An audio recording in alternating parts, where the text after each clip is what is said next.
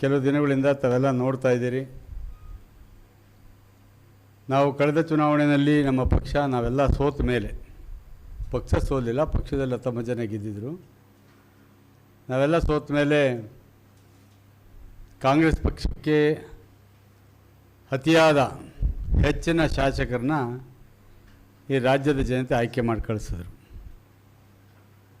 ಅವ್ರಿಗೆ 5 ವರ್ಷಗಳ ಕಾಲ ಪೂರ್ಣಾವಧಿ ಮುಗಿಸ್ಬೇಕು ಅಂತಕ್ಕಂಥದ್ದು ನಮ್ಮದೆಲ್ಲ ಆಸೆ. ಆದರೆ ಅದೇ ಪ್ರಕಾರ ಅವ್ರ ಪಕ್ಷ ಅವ್ರು ಯಾರಿಗೆ ನಾಯಕತ್ವ ಕೊಡ್ತಾರೋ ಮಗದೊಂದು ಅದಕ್ಕೂ ನಮಗೂ ಸಂಬಂಧ ಇಲ್ಲದೇ ಇರತಕ್ಕಂಥ ವಿಷಯ. ಅದರಿಂದ ಅಭಿವೃದ್ಧಿಗಳು ಏನೇನು ಕುಂಠಿತ ಆದೋ ಅನ್ನೋದು ತಮಗೆಲ್ಲ ಗೊತ್ತಿದೆ. ನಾವು ಅದ್ರ ಬಗ್ಗೆಯೂ ಸಹ ಸಂದರ್ಭ ಬಂದಾಗ ಮಾತಾಡಿದ್ದೀವಿ. ಇತ್ತೀಚೆಗೆ ಬದಲಾವಣೆಯಾದ ಸಂದರ್ಭದಲ್ಲಿ ಸನ್ಮಾನ್ಯ ಸಿದ್ದರಾಮಯ್ಯನವರು ರಾಜೀನಾಮೆ ಕೊಟ್ಟಿದ್ದಾರೆ. ಸನ್ಮಾನ್ಯ ಡಿ ಕೆ ಶಿವಕುಮಾರ್ ಅವರು ಮುಖ್ಯಮಂತ್ರಿಯಾಗಿ ಆಡಳಿತ ಪಕ್ಷದ ನಾಯಕರಾಗಿ ಆಯ್ಕೆ ಆಗಿದ್ದಾರೆ. ಸದ್ಯದಲ್ಲೇ ಮುಖ್ಯಮಂತ್ರಿಯಾಗಿ ಪ್ರಮಾಣ ವಚನ ತೆಗೆದುಕೊಳ್ತಾರೆ. ಈ ಸಂದರ್ಭದಲ್ಲಿ ಕೆಲವು ಕಿಡಿಗೇಡಿಗಳು ಯಾರನ್ನೋ ಮೆಚ್ಚೋದಕ್ಕೋಸ್ಕರ ನಮ್ಮ ಪಕ್ಷದ ವರಿಷ್ಠರ ಬಗ್ಗೆ ಬಹಳ ಕೇವಲವಾಗಿ ಮಾತಾಡಿದ್ರೆ ನಾವೆಲ್ಲೋ ದೊಡ್ಡ ಮನುಷ್ಯರಾಗ್ಬಿಡ್ತೀವಿ ಅಂತಕ್ಕಂಥ ಭಾವನೆಯಲ್ಲಿ ಮಾಧ್ಯಮಗಳು ತಾವೆಲ್ಲ ನೋಡಿದಿರಿ. ದೇವೇಗೌಡರ ಮನೆಯಲ್ಲಿ ಸೂತಕದ ಛಾಯೆ ಬಂದ್ಬಿಟ್ಟಿದೆ ಅಂತಕ್ಕಂಥದ್ದನ್ನು. ಸೂತಕದ ಛಾಯೆ ಅಂತಕ್ಕಂಥದ್ದು ಆ ಮನೆಗಳಲ್ಲಿ ಸಾವಾದ ಸಂದರ್ಭದಲ್ಲಿ ಸನ್ಮಾನ್ಯ ಚಲುವರಾಯಸ್ವಾಮಿಯವರು ಯಾರ ಸಾವನ್ನ ಬಯಸ್ತಾ ಇದ್ದಾರೆ ಅದನ್ನು ಅವರು ಸ್ಪಷ್ಟವಾಗಿ ಹೇಳಬೇಕು. ಸೂತಕದ ಛಾಯೆ ಏನಕ್ಕೆ ಬಂತು? ನಿಮ್ಮ ಪಕ್ಷದಲ್ಲಿ ನೀವು ಯಾರಿಗಾರು ಅಧಿಕಾರ ಕೊಟ್ಕೊಳ್ಳಿ, ಇನ್ನೊಂದು 2 ವರ್ಷ ಅಧಿಕಾರ ಇದೆ, 1.5 ವರ್ಷ 2 ವರ್ಷ ನೀವು ಏನಾದರೂ ಮಾಡ್ಕೊಳ್ಳಿ, ನಾವು ಸಂತೋಷ. ನಾವು ವಿರೋಧ ಪಕ್ಷದ ಕೂತ್ಕೊಂಡು ಕೆಲಸ ಮಾಡ್ತಕ್ಕಂಥವ್ರು. ಸೂತಕದ ಛಾಯೆ ಏನಕ್ಕೆ ಬಂತು? ಇದು ನಾನು ಅವರ ವಿರೋಧಿ ಅಭ್ಯರ್ಥಿಯಾಗಿ ಪ್ರಶ್ನೆ ಮಾಡ್ತಾರೆ. ನನಗೂ ಅವರು ಶಾಸಕರು, ನನಗೂ ಅವರು ಮಂತ್ರಿ ಆಗಿದ್ದವರು. ನಾನು ಸೋತ ತಕ್ಷಣ ಅವ್ರು ನನ್ನ ಶಾಸಕರು ಅಲ್ಲ ಅಂತ ಹೇಳೋಕ್ಕೆ ಚಲುವರಾಯಸ್ವಾಮಿಯವರೇ ನನಗೆ ಇವತ್ತು ಶಾಸಕರು. ಆದರೆ ನನ್ನ ತಾಲೂಕಿನ ಜನತೆಗೆ ಅವಮಾನ ಆಗ್ತಾಯಿದೆ. ಒಂದು ಕಡೆ ಅವರ ಪಕ್ಷದ ಕಾರ್ಯಕರ್ತರಿಗೆ ಕಪಾಳ ಮೋಕ್ಷಕ್ಕೆ ಮಾಡಿದ್ರೂ ಇನ್ನೂ ಬುದ್ಧಿ ಬಂದಿಲ್ಲ ಅಂದರೆ ನಾವು ಯಾವ ರೀತಿ ಇವರಿಗೆ ಬುದ್ಧಿ ಹೇಳ್ತಕ್ಕಂಥದ್ದು? ಯಾರು ಸಾವನ್ನ ಬಯಸಿದಿರಿ ತಾವು? ಯಾರನ್ನ ಮೆಚ್ಚಕ್ಕೋಸ್ಕರ ಹೋಗ್ತಾ ಇದ್ದೀರಿ? ದೇವೇಗೌಡ ಇತಿಹಾಸ ಇಲ್ಲಿದ್ದೇ ನನಗೆ ಭಾಳ ಗೊತ್ತು ಅಂತ ಏನ್ರಿ ಗೊತ್ತು ನಿಮಗೆ?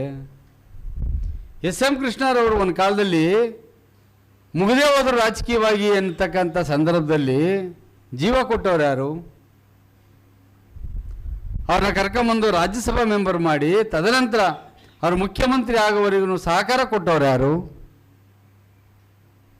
ಇದೇ ಸದಾನಂದ ಗೌಡರು ಮುಖ್ಯಮಂತ್ರಿ ಆದಂಥ ಸಂದರ್ಭದಲ್ಲಿ ಸಂಪೂರ್ಣವಾಗಿ ಪಕ್ಷಾತೀತವಾಗಿ ಸಹಕಾರ ಕೊಟ್ಟಂಥವ್ರು ಯಾರು? ಇವತ್ತು ಡಿ ಕೆ ಶಿವಕುಮಾರ್ ಅವರು ಮುಖ್ಯಮಂತ್ರಿ ಆಗಿಬಿಟ್ರೆ ದೇವೇಗೌಡರು ಹೊಟ್ಟೆ ಉರಿತು. ಏನು ಪ್ಲ್ಯಾನ್ ಮಾಡಿದರು ದೇವೇಗೌಡರು? ನಾವಿವತ್ತು BJP ಜೊತೆ NDAನಲ್ಲಿ ನಾವು ಅವ್ರ ಜೊತೆಯಲ್ಲಿದ್ದೇವೆ. ಕಾಂಗ್ರೆಸ್ನವ್ರಿಗೆ ಏನು ಪ್ಲ್ಯಾನ್ ಮಾಡೋಕ್ಕಾಗ್ತದೆ? ನಾವು ಏನು ಹೇಳ್ತಾರೆ, ಅವ್ರ ಪ್ಲ್ಯಾನ್ ಫೇಲ್ಯೂರ್ ಆಗ್ಬಿಡ್ತು, ಅದಾವು ಏನು ಪ್ಲ್ಯಾನ್ ಮಾಡಿದ್ರು?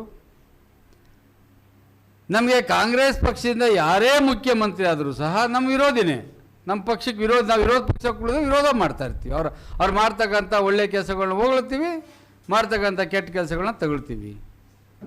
ಆದರೆ ಈ ರೀತಿ ಒಬ್ಬ ಅಪ್ರತಿಮ ಹೋರಾಟಗಾರ, ಈ ನಾಡು ಕಂಡಂಥ ಶ್ರೇಷ್ಠ ಆಡಳಿತಗಾರ, ಕನ್ನಡ ನಾಡಿನಲ್ಲಿ ಇವತ್ತು ಯಾರಾದರೂ ಪ್ರೈಮ್ ಮಿನಿಸ್ಟರ್ ಆದರೆ ಒಬ್ಬರೇ ದೇವೇಗೌಡರು. ಅಂಥವ್ರನ್ನ ಇವತ್ತು ಸಹ ಇಳಿ ವಯಸ್ಸಿನಲ್ಲಿ ನೀವು ಡೆಲ್ಲಿ ಬಿಟ್ಟು ಹೋಗಬಾರ್ದು, ನೀವು ಇರಬೇಕು, ನಿಮ್ಮ ಮಾರ್ಗದರ್ಶನ ಬೇಕು ಅಂತಕ್ಕಂಥದ್ದು ಆಡಳಿತ ಪಕ್ಷದವ್ರು ಕೇಳ್ಕೊಳ್ತಾ ಇರ್ತಕ್ಕಂಥ ಸಂದರ್ಭದಲ್ಲಿ ನೀವು ಅವ್ರ ಮನೆ ಸಾವಿನ ಸೂತಕದ ಮನೆ ಆಗಿದೆ ಅಂತ ಹೇಳ್ತಿರಲ್ಲ, ಏನಿದೆ? ಇವ್ರಿಗೇನಾರು ಇದೆಯಾ? ಎಲ್ಲಿ ಕೇಳಕ್ಕೆ ಹೋಗಿದ್ರೆ ಎಲ್ಲೋಗಿದ್ರು ಮಾಯಾಮಂತ್ರ ಮಾಡಿಸೋದಕ್ಕೆ? ಇವ್ರಿಗೇನಾರು ಮುನ್ಸೂಚನೆ ಇದೆಯಾ? ಏನಾಗಿದೆ? ಇದನ್ನು ಹೇಳ್ಬೇಕಾಗಿದೆ. ಇದನ್ನು ಬಹಳ ಖಂಡತುಂಡವಾಗಿ ಖಂಡಿಸ್ತೀವಿ ಆತನ ಹೇಳಿಕೆಯನ್ನು. ಇನ್ನು ಮುಂದೆ ಇದೇ ರೀತಿ ಬೇಜವಾಬ್ದಾರಿ ಹೇಳಿಕೆಗಳನ್ನ ಕೊಟ್ಟರೆ ಅದನ್ನ ಪರಿಸ್ಥಿತಿನ ಎದುರಿಸ್ಬೇಕಾಗ್ತಕ್ಕಂಥ ಕಾನ್ಸಿಕ್ವೆನ್ಸಸ್ ಎದುರಿಸ್ಬೇಕಾಗ್ತದೆ. ಆತ ಭಾಳ ತಪ್ಪು ಮಾಡ್ತಾ ಇದ್ದಾರೆ. ಅದೇನು ಅಧಿಕಾರದ ಮದನೋ ಹಣದ ಮದನೋ ಇಲ್ಲ ದುರಾಂಕಾರನೋ ಯಾವುದು ಅರ್ಥ ಆಗ್ತಾ ಇಲ್ಲ. ಬುದ್ಧಿ ಕಲ್ತ್ಕೋಬೇಕಾಗಿದೆ ಇಷ್ಟೊತ್ತಿಗೆ. ಇನ್ನೂ ಕಲ್ತಿಲ್ಲ ಅಂದರೆ ಏನರ್ಥ? ಇವರೇ ಶಾಶ್ವತವಾಗಿ ಅಧಿಕಾರದಲ್ಲಿ ಕೂತಿರ್ತಾರೆ ಅಂದ್ಕೊಂಡವರ? ಬರಲಿ, ಜನತೆ ತೋರಿಸ್ತಾರೆ. ಚುನಾವಣೆ ಬಂದಂಥ ಸಂದರ್ಭದಲ್ಲಿ ಯಾರ್ಯಾರು ಏನೇನು ಅಂತಕ್ಕಂಥದ್ದನ್ನ ತೋರಿಸ್ತಾರೆ. ಬರಲಿ, ಚುನಾವಣೆ ಬರಲಿ. ಇವ್ರದ್ದು ಏನು, ಇವ್ರ ಯೋಗ್ಯತೆ ಏನು, ನಮ್ಮ ಯೋಗ್ಯತೆ ಏನು, ಎಲ್ಲ ಯೋಗ್ಯತೆಗಳನ್ನು ತೆಗೆದಿರ್ತಾರೆ. ಆದರೆ ಈ ದೇಶ ಕಂಡಂಥ ಒಬ್ಬ ಅದ್ಭುತ ವ್ಯಕ್ತಿಯ ಕುಟುಂಬದ ಬಗ್ಗೆ ಮಾತಾಡ್ತಕ್ಕಂಥದ್ದು, ಅವ್ರ ಬಗ್ಗೆ ಮಾತಾಡ್ಬಿಟ್ರೆ ನಾನೆಲ್ಲ ದೊಡ್ಡ ಮನುಷ್ಯ ಆಗ್ತೀನಿ ಅಂತಕ್ಕಂಥದ್ದು, ಅವ್ರನ್ನ ಹೆಸರಿನಲ್ಲಿ ಮಾತಾಡಿ ನಾನು ಲೀಡರ್ ಆಗೋಗ್ತೀನಿ ಅಂತಕ್ಕಂಥದ್ದು ಇವರ ಭ್ರಮೆ. ಆ ಭ್ರಮೆ ಬಹಳ ದಿವಸ ಉಳಿಯೋದಿಲ್ಲ, ಭಾಳ ಹತ್ತುದಲ್ಲಿ ಹೋಗ್ತಕ್ಕಂಥದ್ದು. ಈ ಸಂದರ್ಭದಲ್ಲಿ ನಾನು ಆ ಹೇಳಿಕೆಯನ್ನು ಭಾಳ ಖಂಡತುಂಡವಾಗಿ ಖಂಡಿಸ್ತಾ ಇದ್ದೀನಿ. ನಿರ್ಭೀತ, ನಿಷ್ಪಕ್ಷಪಾತ, ವಿಶ್ವಾಸಾರ್ಹ ಸುದ್ದಿಗಳಿಗೆ ಮತ್ತೊಂದು ಹೆಸರಾಗಿರುವ News18 ಕನ್ನಡ ಈಗ ಆಪ್ನಲ್ಲೂ ಲಭ್ಯವಿದೆ. ದಯವಿಟ್ಟು ಇಲ್ಲಿರುವ QR ಕೋಡ್ ಅನ್ನು ಸ್ಕ್ಯಾನ್ ಮಾಡಿಕೊಂಡು ಆಪ್ ಡೌನ್ಲೋಡ್ ಮಾಡೋದಕ್ಕೆ ಮರಿಬೇಡಿ.